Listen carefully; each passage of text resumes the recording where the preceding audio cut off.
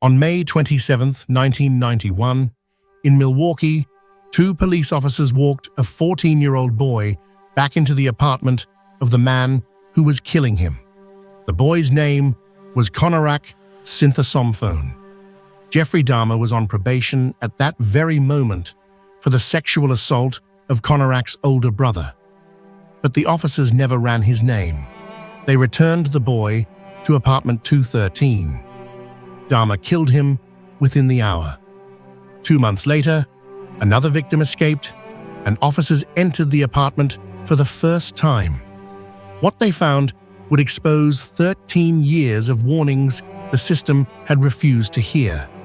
This is the case of Jeffrey Dahmer. And this is how every institution that should have stopped him failed.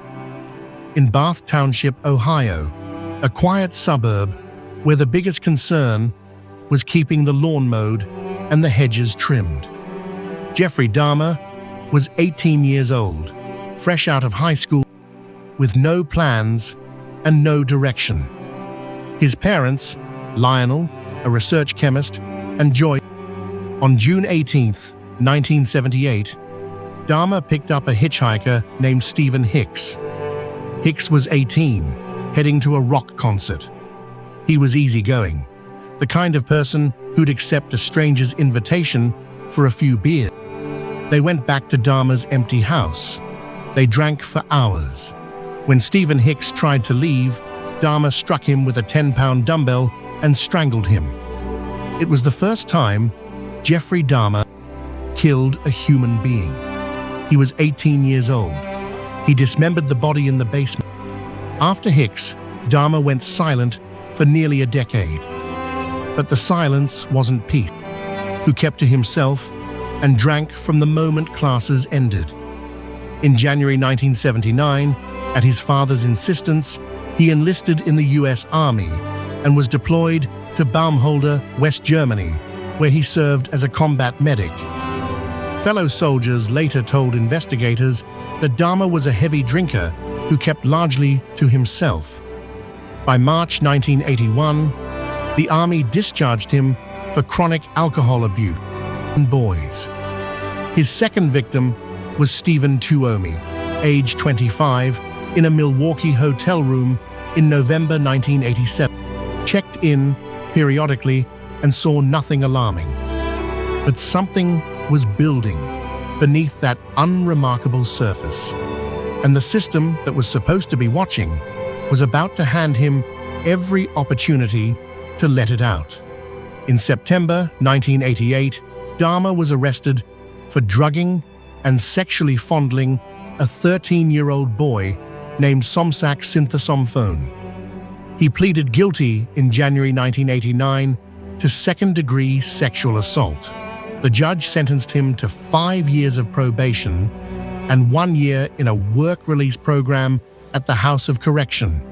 5 years of probation for drugging and molesting a child. No one will ever know. What followed was methodical and ritualized. Dahmer targeted young men, many of them black, many from Milwaukee's marginalized communities. He met them at bars, bus stops, and malls. He offered money for photographs or companionship. He lured them to apartment 2113, drugged them with sleeping pills dissolved in drinks, and killed them. And then Jeffrey Dahmer appeared. Dahmer was calm, articulate. He told the officers that the boy was his 19-year-old boyfriend and that they'd had a lover's quarrel. The boy's name was Konorak Synthesomphone. He was 14 years old. Konorak Synthesomphone, the brother of the boy Dahmer had molested 3 years earlier. The boy for which Dahmer was still on probation. The officers walked Konorak back into apartment 213. Officer Gabrish later noted a strange smell inside the apartment. That smell was the decomposing body of Tony Hughes, Dahmer's previous victim, lying in the bedroom not 30 feet from where the officers stood. They did not search the apartment. They did not run Dahmer's name through the system, which would have shown his active probation for child molestation. They recorded the incident as a domestic dispute between homosexuals and left. Sandra Smith and Nicole Childress, the two women who had called 911, tried to tell the officers that Konarak was a child, that something was terribly wrong. The officers dismissed them.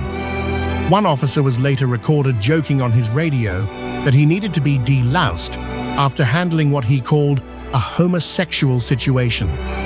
Konarak synthesomphone was murdered by Jeffrey Dahmer that night. He was the 13th victim.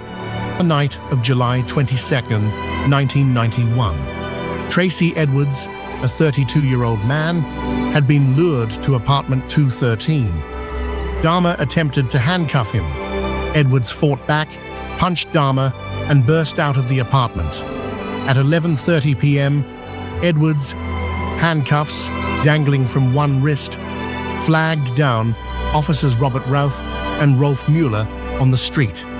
He led them back to the Oxford apartments. This time, the officers pinned Dahmer to the floor. He did not resist. As the handcuffs clicked shut on the man who had eluded justice for 13 years, Dahmer said quietly, "For what I did, I should be dead."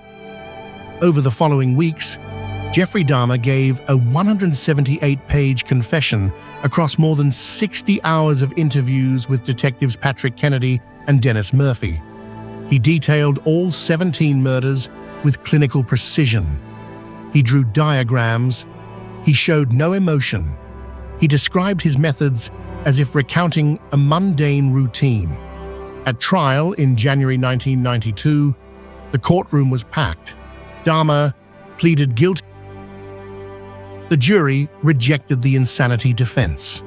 Dahmer was convicted of 16 murders in Wisconsin and sentenced to 16 consecutive life terms, 941 years. Wisconsin had no death penalty. On November 28, 1994, Jeffrey Dahmer was beaten to death by fellow inmate Christopher Scarver in the gymnasium of Columbia Correctional Institution in Portage, Wisconsin. He was 34 years old. Bauszak and Gabrish were initially fired from the Milwaukee Police Department. They appealed. The Milwaukee Police Department underwent reviews and reforms. Reports documented the systemic failure, the homophobia that led them to categorize a bleeding boy as a domestic dispute. How many people saw something wrong at 924 North 25th Street, chose not to look closer, and went on with their lives? And in how many apartments, on how many quiet streets, is that same choice being made right now?